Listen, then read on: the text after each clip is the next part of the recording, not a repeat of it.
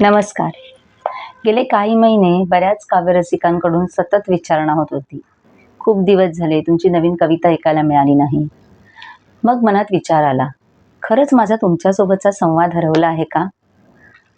आणि ओघानेच कवितेला एक नवीन विषय मिळाला, संवाद. संवाद या 3 अक्षरी शब्दाची व्याप्ती शब्दाच्याही पलीकडची आहे. शब्दातीत संवाद किंवा बोलणं हे जरी गहन असलं तरी शब्दाशिवायही संवाद साधताच येतो की. अगदी नजरेने टाकलेला एक कटाक्षही संवाद असूच शकतो. एखाद्याच्या चेहऱ्यावरील स्मित हास्य हाही संवादच, नाही का? एखाद्या मित्राचा सहानुभूतीपूर्ण प्रेममय स्पर्श हाही संवादच.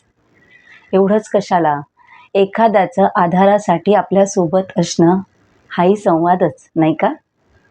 आपले पूर्वज ज्या दूरसंवेदनाचा अर्थात टेलिपथीचा उपयोग करत होते, तोही संवादच होता. खरं तर या विषयावर बोलावं तितकं थोडं आणि शब्दांमध्ये अंकित करणं त्याहीपेक्षा कठीण. तरी प्रयत्न करते हा विषय जमेल तसा कवितेत रेखाटण्याचा.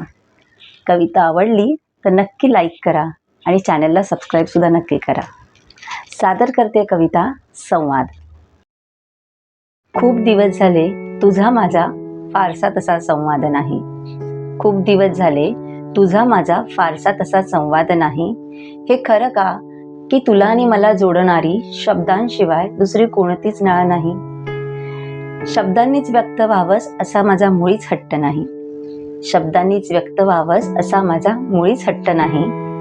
डोळ्यांनी न कळावा इतकाही संवाद काही पोरका नाही. माझ्यातल्या तुला भेटण्यासाठी केवळ बोलणे हा एकमेव पर्याय नाही.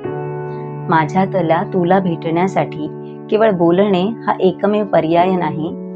चेहऱ्यावरील स्मित हास्य हे शब्दांचीच जागा घेई.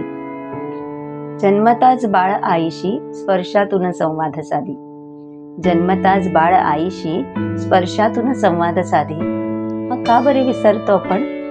शब्दांपेक्षाही संवाद येतो आधी. शब्दांपेक्षाही संवाद येतो आधी.